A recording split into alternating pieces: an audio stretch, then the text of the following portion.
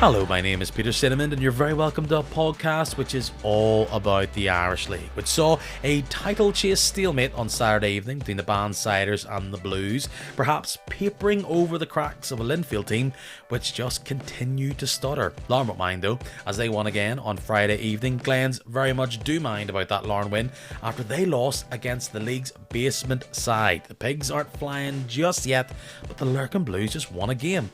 Let's talk about it on this, your latest weekly edition of Kick and Match. When you see the name, you know what we're going to be talking about and deep diving into. Hello, Mark McGuiggan. Hi, Peter. How are we?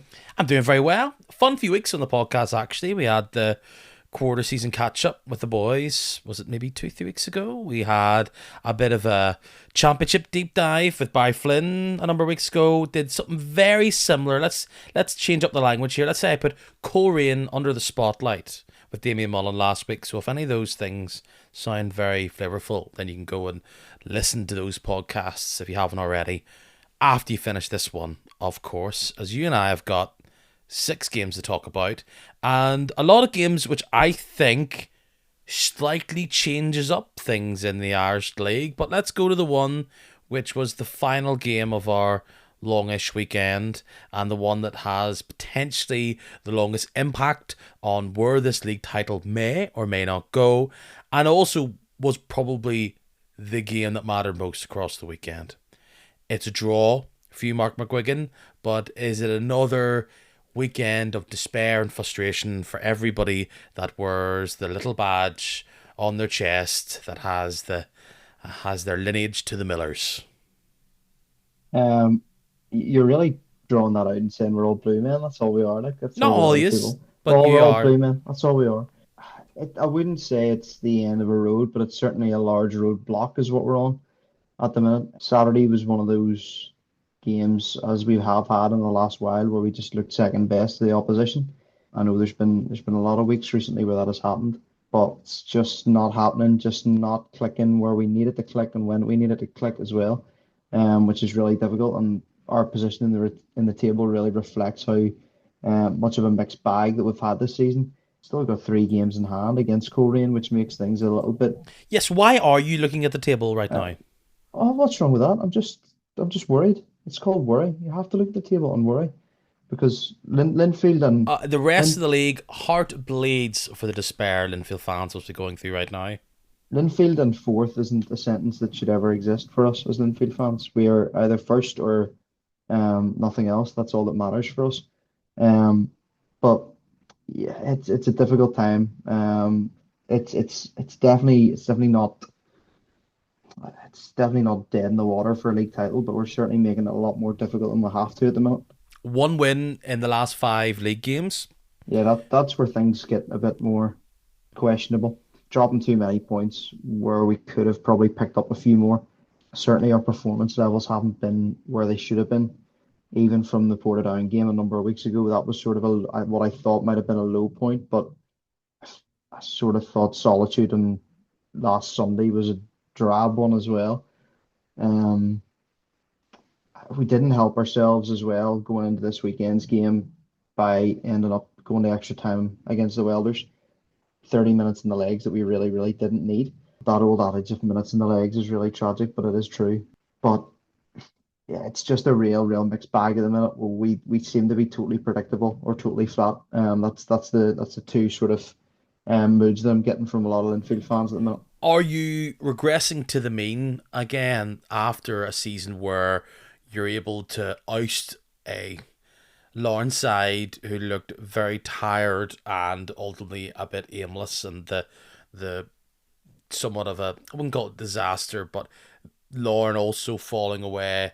Does that win last year, and look, no one's going to take away the Gibson Cup from you, but this season so far, and look, if you win all your games in hand, you're only, what, 1.2 points off Coleraine up there if you were to play them in the next few days or games or weeks or whatever. So it's not disaster zone, but this is kind of what happened to you in those 2 years where Larne were champions. You just kept drawing.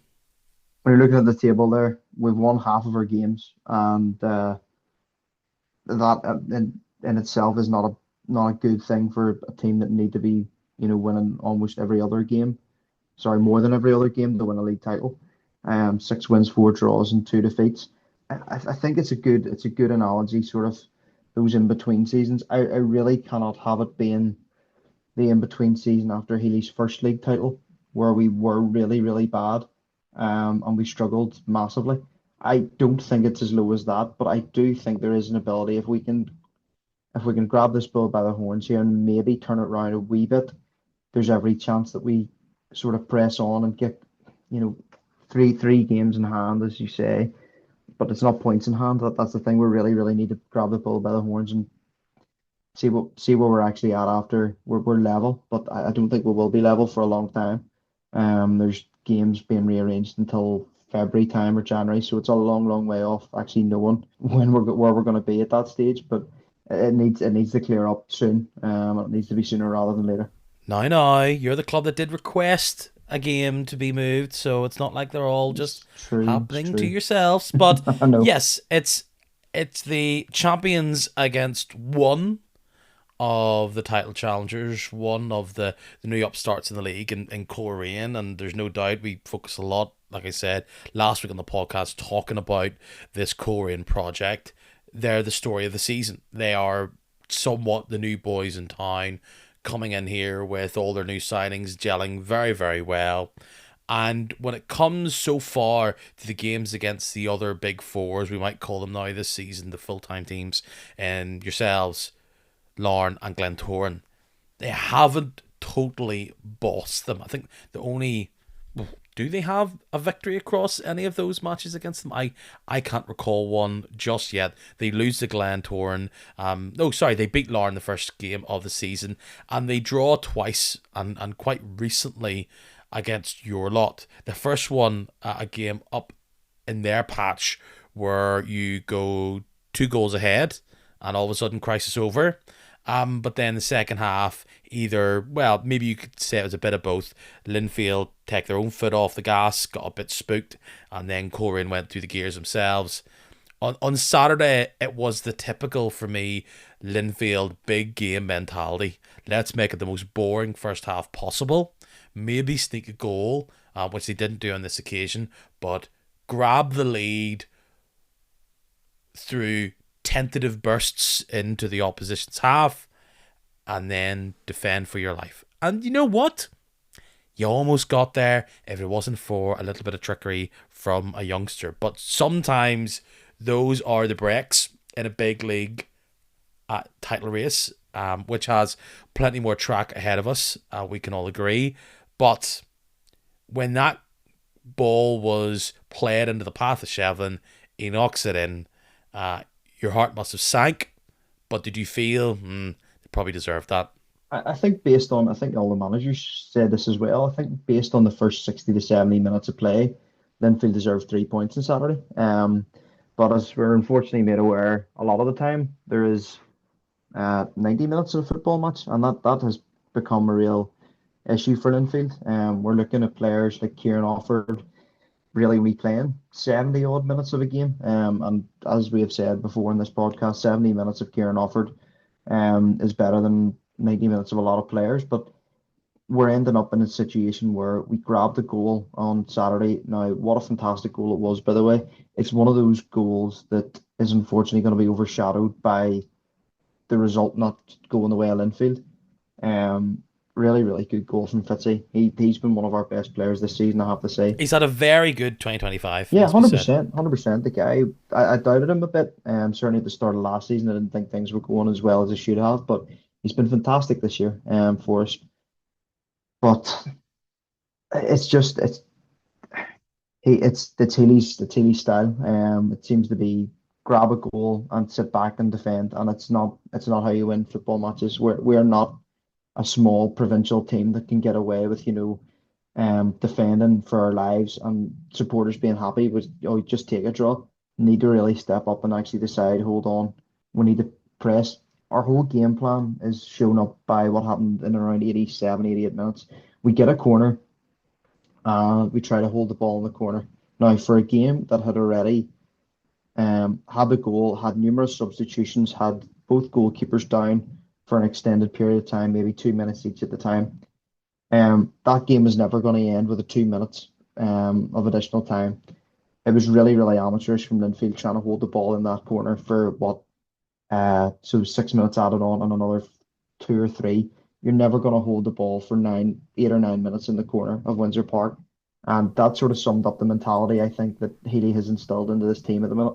It's it's so negative, so negative. It's just not something you think when you think of Linfield. They're almost, I wouldn't say they're scared, but they're definitely cautious of actually making mistakes. It's just not. It's simply disastrous at the minute. But is a Windsor crowd not playing its role in there somewhere? Not to hold your feet to the fire here, but we always hear that actually sometimes Windsor Park, if things aren't going well, it can be a very difficult place for teams, particularly Linfield teams, to do what they need to do. We all knew what was on the line with this game, and so you can kind of see if they're getting a bit of earache from the sidelines in such a massive game, you can see them going, I don't want to be the one that's gonna get shouted at from the fans by making a mistake, which all players do. I think that the fans have actually rallied around the team a lot more. I think the fans have grown massively frustrated with the footballing style. It's not actually down to the players. The players are being asked to play in positions a lot of the time where they're not best suited and maybe not actually very confident in playing. Um, I think the buck sort of has to stop at Healy at this stage. We're sort of looking at a stage where there's a manager there who has won countless league titles. Let's not take that away from him. Won the league title at a Canter last year, but is definitely playing a part in making this year very, very difficult for Linfield to even get close to the title. It's just this mentality of a draw will have to do, and that's sort of not the players' fault because I believe that we have players there, that a lot of other teams would be jealous of. One thing I would note as well, we're struggling with injuries in midfield. I think that's where we're losing games just because of that. A couple of players there who I think are good football players for Irish League, but they're not quite at Linfield's level yet. Players like Isaac Bird, you can see the guys are trying their hardest, I have to say. They're really putting their all into these games, but they're just not quite at the level for Linfield yet. I think in my heart of hearts, Healy would have wanted them alongside a Chris Shields or a Jamie Mulgrew, showing them the ropes for a wee while. But we're now in a situation where both those really experienced senior players are out for a long, long time. And that's really going to be detrimental to players like Bird's development. But you look at our bench on Saturday, and it shows that we didn't really have a midfielder to come on and shore that up. So it was a difficult one. But it's just this seems to be the style that we're playing, and it's difficult to watch. On Coleraine's note, I think that they did what every team should do at Windsor Park. If you're a goal down, they threw on as many strikers as they could, and they pinned Linfield down and basically forced a goal. We used to do this to teams, as in when we were one down at their place, threw on 4 or 5 strikers, additional wingers, whatever you want to do, and you end up grabbing a goal and going home with a point as opposed to dropping three. So fair play to them. They looked well drilled, and certainly in forward areas, but I just think that they took advantage of a very naive Linfield team who lay back. It's funny you bring up Shields because that is the glaring hole in that team. You talk about also Mulgrew. I mean, Mulgrew's been over the age of what 33, 34 for half a decade here. This is not a surprise that injuries are always going to come as the years go on, and I appreciate younger players in that area have been brought in, but is the gap perhaps just too wide between Mulgrew and Shields and the players coming in, be it Archer? I guess you have McLean there, who I think just maybe isn't the absolute league leading midfielder he maybe was a season or two before.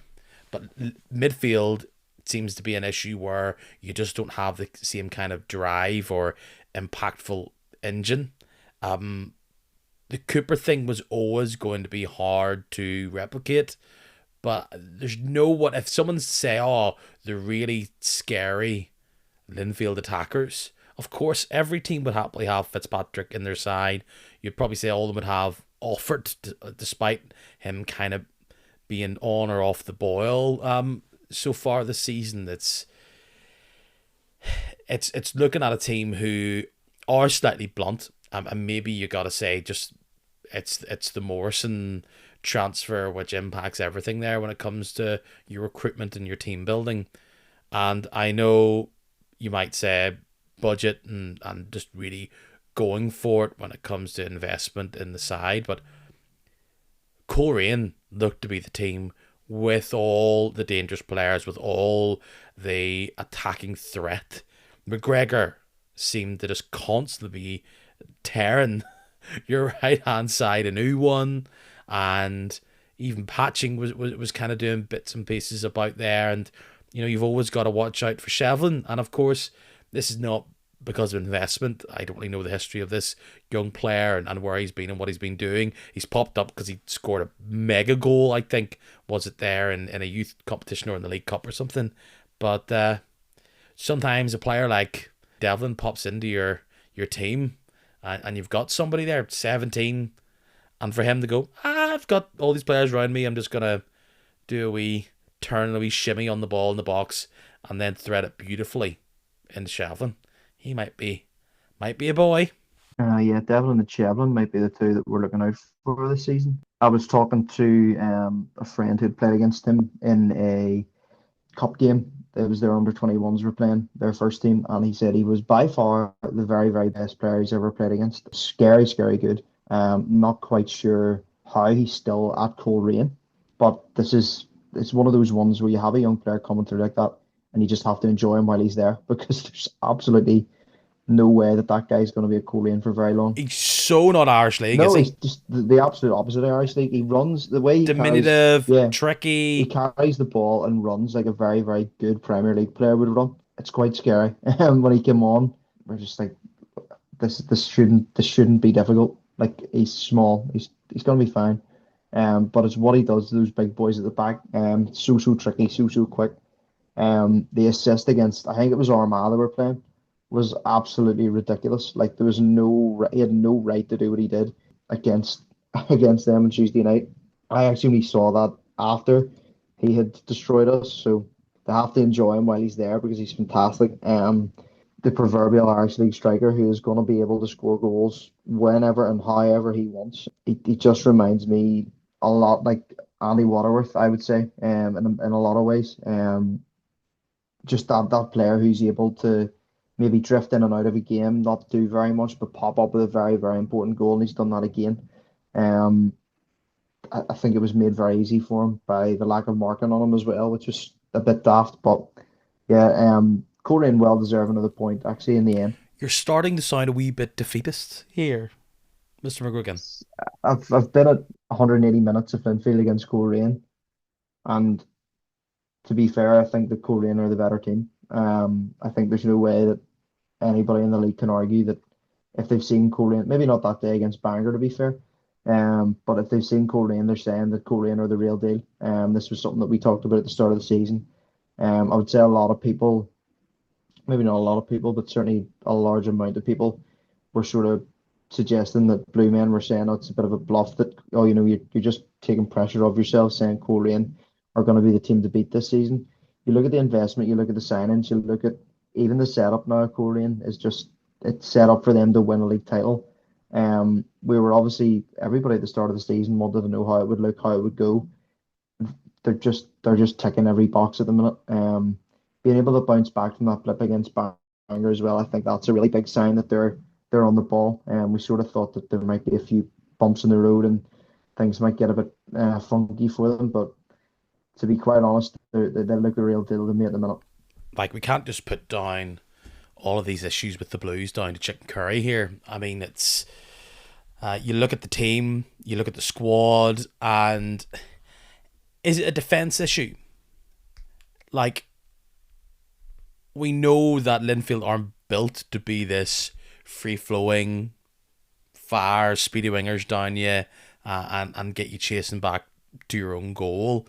And what they've been good at doing is taking on a bit of pressure or controlling the areas around the opposition box and then squeezing out a goal here or there. And let's be fair, for about 90 or so minutes you were standing pretty firm. But even in that game, I know there was rotation, midweek there, and we don't usually talk too much about games that happen midweek and then the cups. But you almost had another nightmare against the Welders, and it was this ping pong game back and forward. Is this a personnel issue? Is it all down to midfield, or is it the players in that back line which makes Linfield look like a soft touch at the back? I definitely say there are issues in defence. I wouldn't pin it all on defence. I have this very strong opinion that Chris Shields just not being there in that team makes us weaker. If Chris Shields was just there and just standing there, we would be a better team. Just his presence, I think, really settles a lot of players around him. What he did really well last season in our league win was he often ended up in places where defenders should have been. He covered a lot of ground defensively, covered a lot of mistakes, made sure that defenders knew where they were meant to be. Play it in the back line sometimes. I wasn't going to say that because that wasn't very good, but sort of dropping back from centre mid into that back line really, really solidified our defence. And without him at the minute, it does look a bit gappy, to say the least. I think Ben Hall has had a pretty poor season by his own standards. Played very well last year, but really needs to step up to the mark, in my opinion, this season. Sam Roscoe's another year older, and not a player who had much pace to lose.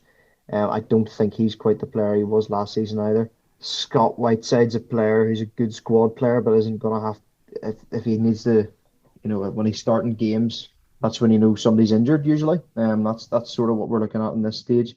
Fullbacks wise, we had a player in Matty Orr who Oh I yeah. suppose just like Devon, I would say. How could you forget about Matty Orr?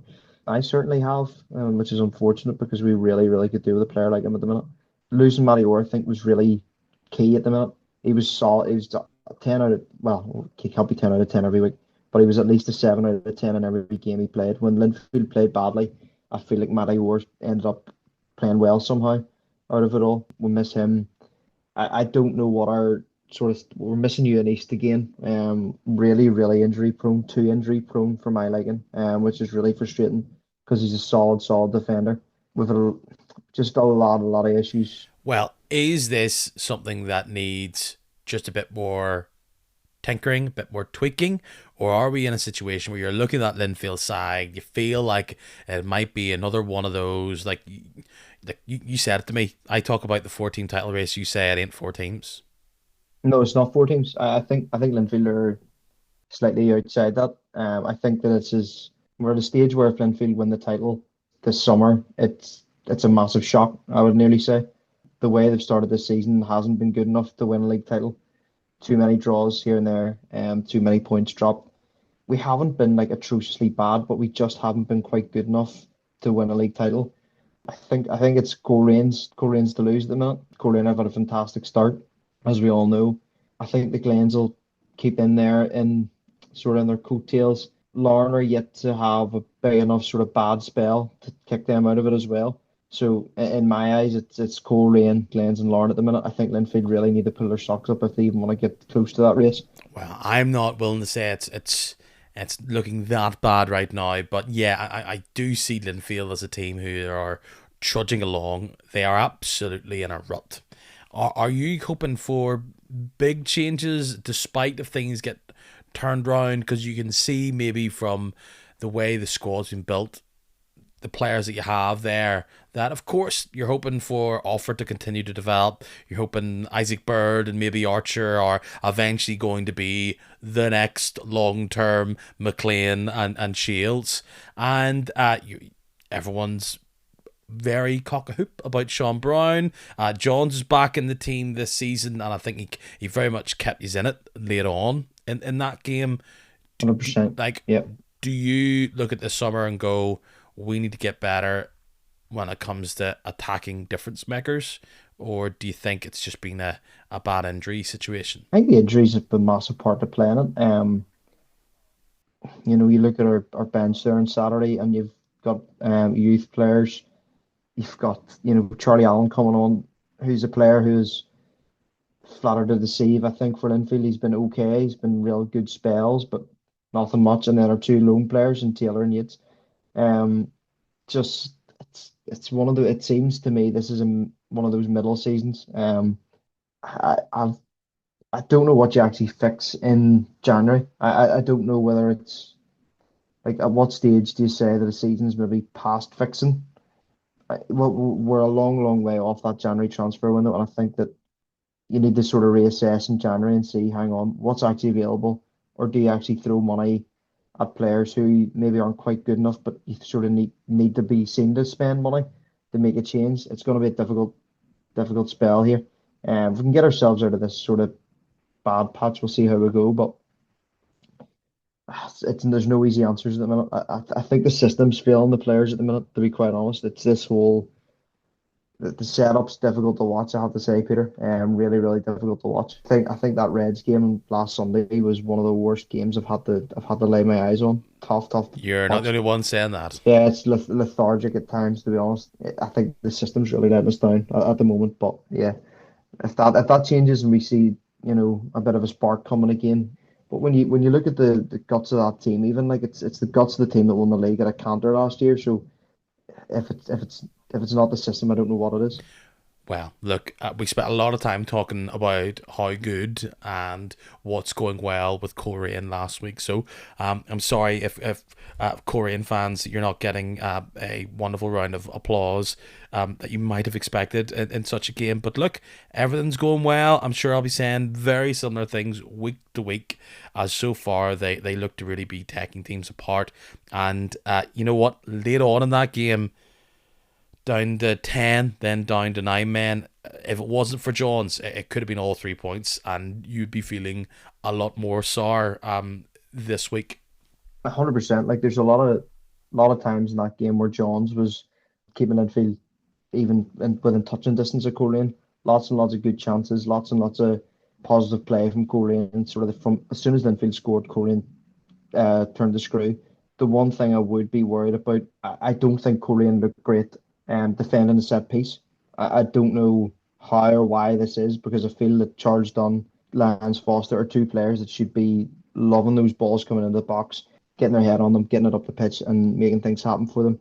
I think if a team can sort of stick with that and say, you know what, they are pretty poor defending set pieces, they could end up with a bit of trouble on their hands if they sort that out. I think they'll be difficult to beat this year. The whole team's set up really, really well.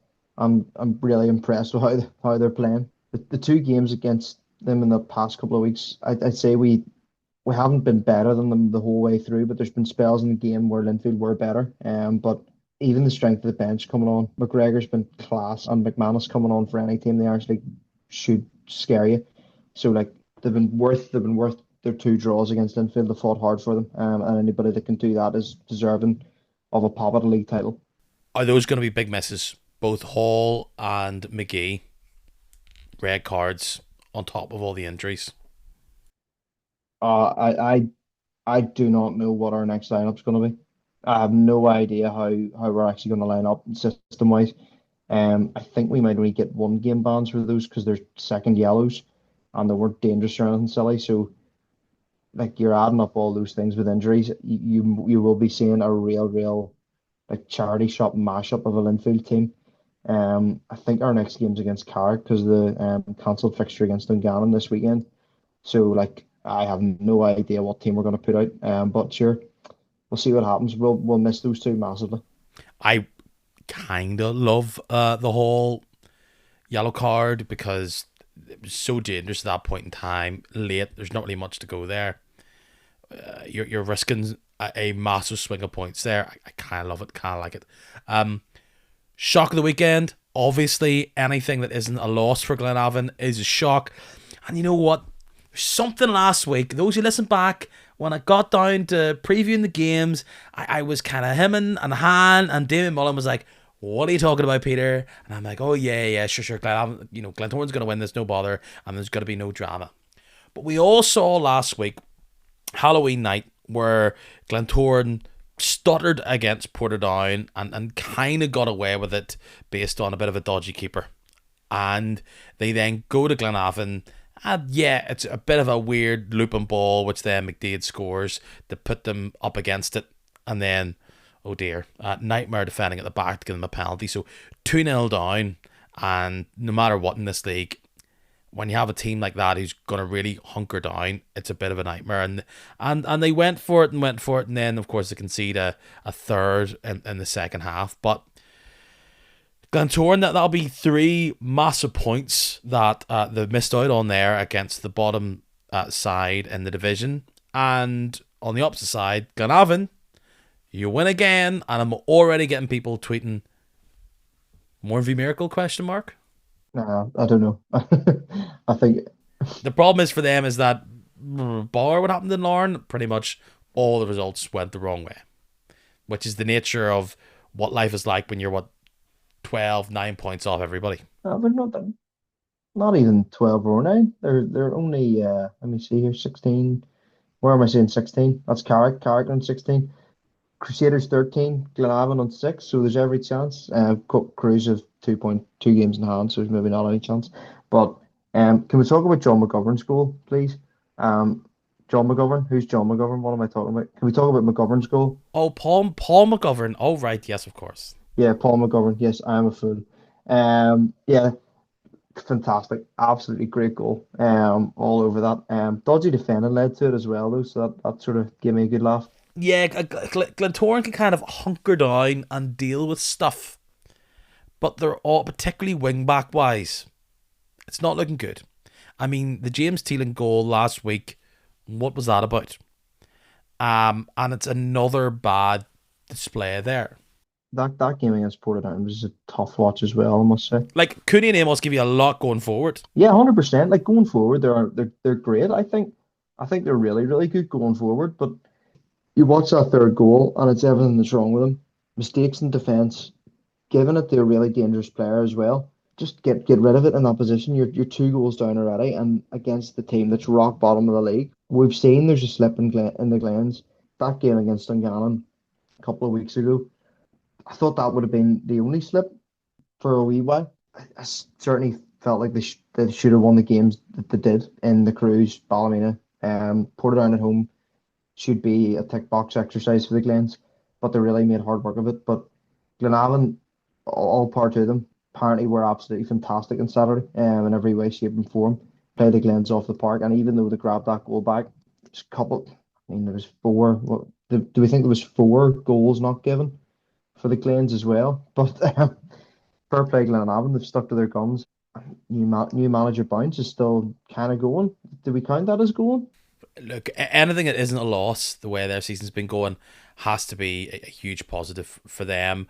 Over the next few weeks, when you really start to look at Glenavon, it will be, and I don't think any team in the league's really doing that well about going behind, right? But the issue has been with Glenavon is that they go a goal behind, or they have a nice feisty first 45 minutes, they go a goal behind, and there's nothing they can do about it. So, obviously scoring first was a big positive on Saturday, and then that gave them the platform to do other things. They will feel very, very good. You have to admit, they have got to feel very good all of a sudden, where they've scored 3. I mean, all the jokes during midweek there was Strabane scoring 2 at Solitude in the League Cup, and it's like Strabane have scored 2 goals against a top flight side before. Glenavon have been able to do that in one game, so they're able to turn that around and score 2 in one half, against Glentoran. But it just showed you there is absolutely loads of games to go, and if they can squeeze in, let's say, 3 wins between now and Christmas, then all of a sudden they've got plenty of runway to do something. But it's where they come from. Now, big games on the way. Absolutely. And I think for most sides, we'll always talk about that there's so much to go because, like, have Linfield even played Larne yet this season? I'm trying to remember. No, so not yet. all No. those got to go down. Glenavon have got to play against the Ports, Carrick, the Cruise. So they've got the games to punish other sides.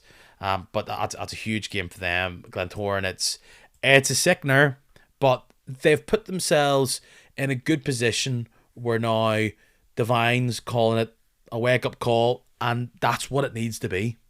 It needs to be a wake-up call for them, and to try and make sure that they don't slip up against other teams, because actually they look all right against the better sides. That's actually not been their problem. It's being able to get yourself up for those other games. But then again, that's what you need to do. If you want to get into Europe, and if you want to challenge at the top of the league, as much as I've been quite bullish about Glentoran, I still just worry about that attacking threat, and sometimes it just needs to stick. But they've won games where perhaps they maybe shouldn't have. On this occasion, maybe they finally get their comeuppance. Look, they're probably the side here that I'm moving on to that everyone's forgetting about because it just feels like they're the same team we've seen for years now. But Larne on Friday night are vicious, and they tear through a fairly meek Portadown side. I mean, they've had a tough couple of games, those boys, but they ended in a whimper, 3-0. Yeah, Larne under the lights at Inver seems to be a foregone conclusion. That Larne are going to win. Two absolutely fantastic goals to win them a game as well. Has there ever been a player in the Irish League that has scored two free kicks one after each other like that? I don't know. I can't think of any. The answer's yes, but I could not tell you off the top What of do my you head. mean? When was it and who did it? Like that's our answer.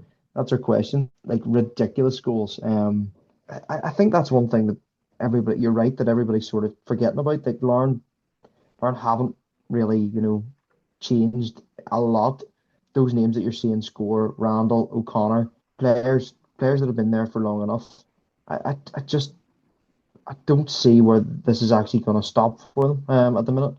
Really, really solid. Really, really good start to the season. I think they're just the sort of team that can chip away at other teams in the league, just make life really difficult for them. They come unstuck against Bangor, and that's where you look at it and think, that's where the odd game could just not go their way. Again, it's about being able to hold on to leads, but also kind of capitalize on games where you get a wee sucker punch, and then you're up against it, and you've got a team defending for your life. That I mean, the two free kick goals are great. What's happening for the third one? That's like we talk about the bad defending for the Glentoran one. What's going on there? The back line of Portadown, like Yeah, just poor all over the shop for Portadown. I'd say the fans are pretty gutted how that's actually looking. There's not much that you can even say apart from it was just really, really weak and really poor, especially when you're two goals down. The lapses in concentration, the lapses in communication. It's not what fans want to see. It's not what the manager wants to see either. But just one of those things. You give a chance like that to Lauren, and they're not gonna mess up, and they're not gonna give you a second chance to actually make up for your mistake. But I think from what I've heard and what I've read into the game, Lauren were by far the better team and deserved the win. another good win for them.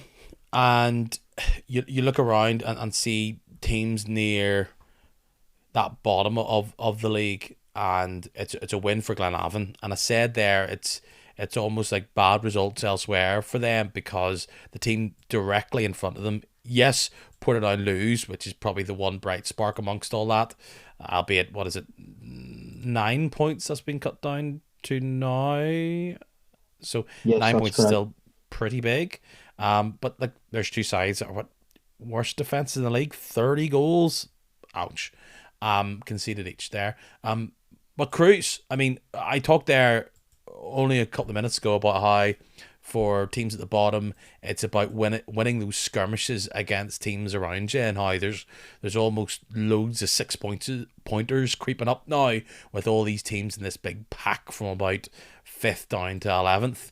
And look, let's be fair about the Crews. They have been very, very poor recently, and I've seen them in the flesh, and I'm not here to tell you anything that everybody else hasn't said about them. That they look not particularly great at the back, and up top they flash, but they flash good on Saturday, and aided ever so slightly by a mad red card for Kyle Cherry. Like they go in 1-0 down at half time on what seemed to have been a bit of a muggy match. And then, well, what was it? Scott gets taken off then for Kyle Cherry, and he's at 9 minutes into that game, and red card. Not what he needed. Is he slightly hard done by there? I guess when you raise the foot like that, you're in diffs. Yeah, it's one of those ones where the referee, It's obviously two yellows, but yeah, it's one of those ones where they always say you're giving the referee a decision to make, which is just amateurish. You can't get away with that anymore. But it's the two yellow cards within 3 minutes of each other is really, really daft. Um, you're just again in a game where it's in this sort of wee mini league as we're sort of looking at. It's a game where you really need to win, especially when it's at home, because this season it's going to be really, really difficult to pick up points, um, unless it's from the teams around you. So it's made its team have to work a lot harder now. Heatley grabbing a goal back for him just shows that he's still got the legs. He's still got that ability. It's everybody's joking about this Carrick team being slightly older than the rest of the league. It certainly is, but there's still that desire, that purpose, that and like, just desire in general is something that this Carrick team do have. Um, and what could have been a tricky situation going down to 10 men and still press on. But I'd say Baxter will be few minutes shy for that though. It it just sinks them in a game which could really have settled them down. Like they have been not totally pulling up trees, but they got a big week, a big win there last week, and just not losing that game could have made that what was it? Was it like 6 points the difference? And then they pull it back to make it three, and all of a sudden, yes, both those sides, including actually adding Cliftonville there, I've only played 13 games compared to 15 around them for most of the other sides, but um, they look to be dragged down there when they had such a nice early start to it. I don't know if this really gives any indication that the Crews have shaken off the past couple of weeks, because even you talk about that Heatley goal, I mean, he's already a bruiser. He just shoves off for South. Like that's the type of issues at the back, which is just sinking the Crews. Yes, they haven't conceded as many as the Ports and Glenavon, but they've played 2 games less, so give them time. Yeah, I think the Cruiser going to have to pull the shocks up a bit because unlike in previous years, they're they're really down and amongst it. There's been times I've said, maybe the Crews aren't the team they used to be and all this when they were finishing fifth and sixth, but they've really got a job in their hands this year to try and stay up. Those, as you say, far too many goals conceded, losing too many games as well, like eight losses in 13 games, isn't Crusaders' behaviour. Certainly not from the last 20 odd years or however long they've been in the Premiership. It's going to be a real challenge for them this year to even try and stay up. I think it's another week where a job has sort of been saved. I think the result 2 weeks ago really did keep Cadell in that job, but it's going to be a real tight one. See how it actually carries out. Well, we'll talk about it here later on in the podcast, but the Crews have a big run in and an interesting couple of weeks here where they could either sink further or take on weight and feel rooted down near that bottom of the table, or they can start to climb and use some of those games in hand to their advantage. We talked earlier on in this season that outside just the results being bad for Cliftonville, the fact that Solitude had lost its menacing factor and that home comforts had kind of been thrown out the window this season for Jim and Chilton's men was probably the biggest concern of them all. But it's been a good week up in North Belfast. It did start that way when, like I said, they were 2-0 down to Strabane, but they pulled it back. Joe Gormley gets his 300th goal. I know everybody's sitting there going, yeah, but hold on, Peter, do you not hate some of those stats with goals that aren't in the top flight? Yes, I usually do, because you're scoring goals against, well, Strabane. But I'll say this, the fact that that came out there from, Marshall Gillespie, the facts that 300 goals in Irish League football, I think it was, or yes, 300 goals for Cliftonville, and only 27 of them being penalties. Man's a legend, but we already knew that. The guy knows where the back of the net is. I was actually watching highlights of an old Linfield Cliftonville game there this morning, and you're just looking at the longevity of Joe Gormley as well. A player who's been around for so long, despite even his move across the water and moving back. He's come in and just such a solid player for Cliftonville. obviously loves the club, loves being in and around Solitude, and the fans absolutely adore him. He's going to be one of these players who I'm not quite sure how many more years there's going to be of him. So they're really going to have to enjoy him Oh, we've been saying while it that for a lasts. while, surely. I can know that's a Jamie McGrew one as well. Just enjoy it while it lasts. But um, fantastic for him, fair play. I didn't actually know there was such a low amount of penalties out of those 300, but yeah, fair play to him. Not too many can say they've done that. Well, they follow that up with a game against Dungannon, who've looked all right, but again they got their noses flicked by Moyola there in the week in the cup. But sometimes teams can easily bounce back. They didn't, and interestingly enough, they lose to a Cliftonville side, and it's two defenders scoring the Yeah, goals for Cliftonville. Saying that they're two defenders who usually pop up with the goals in Johnny Addis, and a defender who I didn't know. No, it was hardly a Mark Randall free kick here, but when I saw Jack Keeney free kick, I was like, what? I didn't think he'd be that high up the list for them. yeah, fair play to them. Takes a lot of guts to take a free kick and take it so well. As we know, Johnny Addis just does get among the goals, as every good centre half can do. As you say, really good finish from Kenny as well. Cliftonville, as we say, they're a fantastic week for them. Obviously, fantastic, maybe longer than a week, I suppose. The win against Carrick in the league, that the draw against Linfield being as drab as it gets into the next round of the League Cup, and then a 2-0 win. All things are rosy at Solitude again. That's only one defeat in the last six there, as far as I can see. So fair play to them. Ticking over okay. Maybe again, as you say, not threatening to pull up any trees, but 3 points is 3 points in this season, where there's going to be so many teams fighting to get in that top six. I'm not sure whether they've actually got it in them to do it. I think that Bangor might. Well, I'm going to go out on a limb and say that Bangor will get top six. We don't know yet, but I think Bangor's introduction into the league has really thrown a spanner into the works for teams like Cliftonville, who are almost guaranteed top six or seven over the past number of years. Yeah, like it will be seen maybe from a Dungannon point of view as a missed opportunity, but they shouldn't really feel like a game against Cliftonville, despite this feeling like a much depleted Cliftonville side compared to others.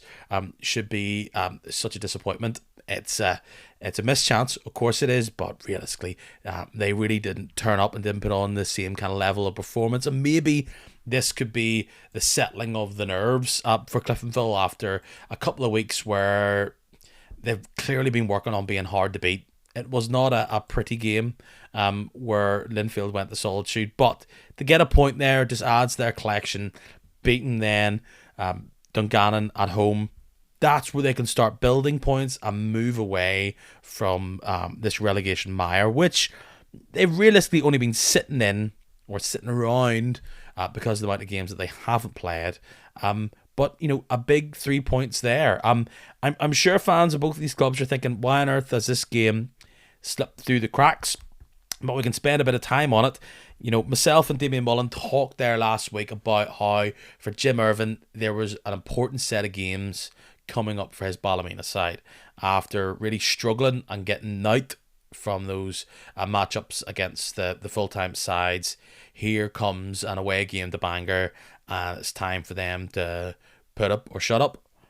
And as much as they got the victory, I'm still slightly concerned about them in the sense that they get the goals, but then let Bangor into it and somewhat only get the 3 points by some horrendous either defending or brilliant luck when it comes to the defending from Bangor, and to get that third goal. This should be a draw, and I think, but I don't want to be too negative because ultimately maybe this is just the type of ramshackle back and forth game which Ballymena needed to survive, and who cares? We'll not talk about this anymore after this weekend because it's 3 points. That's what matters. Yeah, I think it's going to be one of those games where Jim's going to have to say to them, like, you got out there by the skin of your teeth. You were really, really lucky.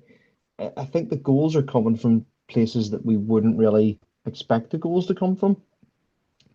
Matty Clark seems to be popping up with a goal every week for them, for goodness sake, twice against Linfield. But fair play to them for actually going up to Boyle and picking up 3 points, because it is something that a lot of teams are going to struggle to do this year. We look at Bangor's performances against the bottom six. It's not been bad. It's not been really good, and they've definitely shocked a number of teams. But I just think the goal for Ballymena, that sets them up in a real nice wee stride there. They can't continue to keep dropping points the way they were doing. But I have to say, like, against those top six teams, or sorry, the not the top six, my mistake. Against the professional teams, it's going to be a lot more difficult for teams to actually pick up points against them this year. I think there's definitely a bit of a bigger gap, and Ballymena have shown that over those past 4 weeks. 4 defeats, only 2 goals across those 4 games, and then they score three against New England in the week, and then three again against Bangor this weekend. So there's every opportunity for them to pick up points from the teams around them and pull themselves away from this bit of muddle in the middle of the table. The And fair play. mid-table muddle. Thank you there, writing that down. Do we Mid-table like muddle. that? Do we like that? Yeah, that's noted. That's noted. It's just every chance for them to pull away from that and potentially, press on and stay within that top six, because there's at least 2 spots up for grabs in that for me. You're 2-0 up away from home on the 73-74 minute mark. Does anybody need to be warned about Bangor from set pieces? Be it corners, free kicks, and on this occasion it was a long throw in that slipped in Ben Arthur's eventually to tuck it into the back of the net. And then that's what just causes pandemonium. Like, look, I'll say this for the first, well, actually all 3 goals for Ballymena.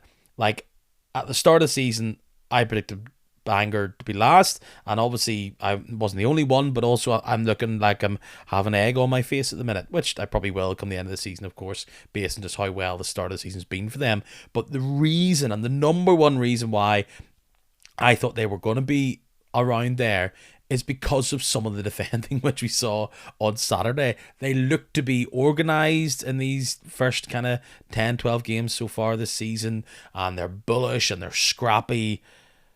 But, they're struggling to deal with players bursting into the box.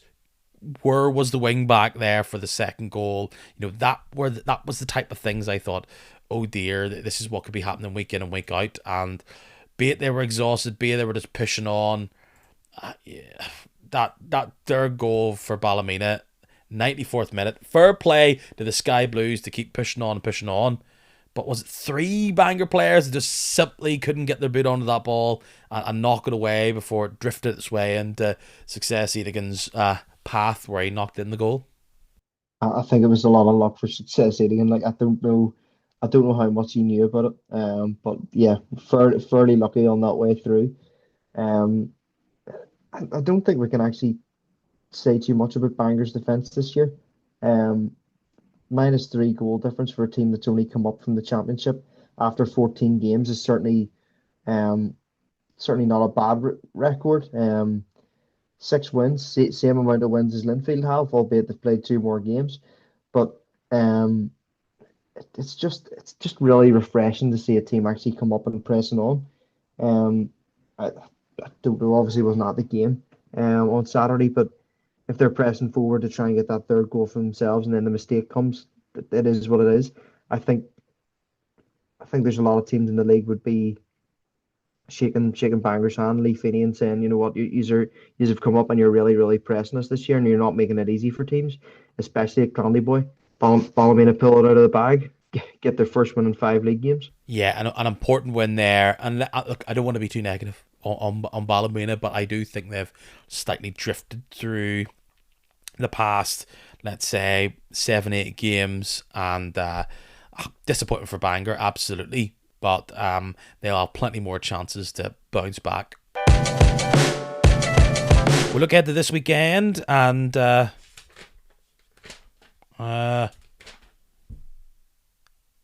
is some teams playing. That's exciting. Northern Ireland being one of them, but obviously that's not massively relevant to us. What night are they playing again? Friday, Peter. Friday. Oh, I want to look at that. Glentoran are also playing on Friday. So previous experience, wouldn't go up against the Northern Ireland game. No, not a good idea. Not a good idea. I enjoyed that Well, night personally. yeah, yeah. The difference was, of course, that was in Belfast. Um, Glentoran, Carrick. I mean, Glentoran. The last time they played against Carrick Rangers, was it the Oval as well? Yes, it was, and they were up against this rather tricky Carrick side. I think they were undefeated, maybe at that point still, and they were able to eventually squeak by and get their goals and get their points. They have to do the same here, don't they? I mean, on paper they have to beat Carrick Rangers every time they play them, but actually haven't managed to beat Carrick Rangers in their last three meetings, and that was something that I noted down. Three draws there, for the Glens and for Carrick. I mean, at home we're really expecting the Glens to pull one out of the bag here because there's no way that Carrick team should win at the Oval, especially with all that jazz about the size of the pitch and the age of the Carrick team coming into play. But every chance they could sneak maybe a goal against, as we've already said, a sort of strange Glentoran defence at times. But I've stuck with my guns. I think Pat Hoban's going to carry the Glens for a 3-0 victory. Oh, I'm not feeling that bullish now. Not feeling that Oh, bullish at I all. really am, really am. I think it'll be Squeaky Bomb Time 1-0 to Glentoran. I do just think with Carrick they can be quite rigid and aren't the type of side that's getting a huge amount of luck away from home. But at home they can grind teams down. Like they are a side. They're still without some decent players, and I don't know if there's good news around McGuiggan if he's gonna be about. He seems to be injured. Ditto for Lecky. So you also lose Cal Cherry. I know he came on, but that was always a kind of a tight, small squad, and I just think Divine's going to be able to check things up, and also I think Glens need to go from this early. Just go try and make it happen early on, Yeah. so you're not sweating for the last 20 minutes, firing in big deep balls with McCulloch and Carragher there, because that is absolutely going to fall into the game plan of Carrick Rangers if that's what's happening. Because those two boys, Callagher and McCulloch, they'll deal with them all day long. 100%. That's what Baxter wants. When you start playing a game Stephen Baxter's way, Stephen Baxter often ends up as the winner.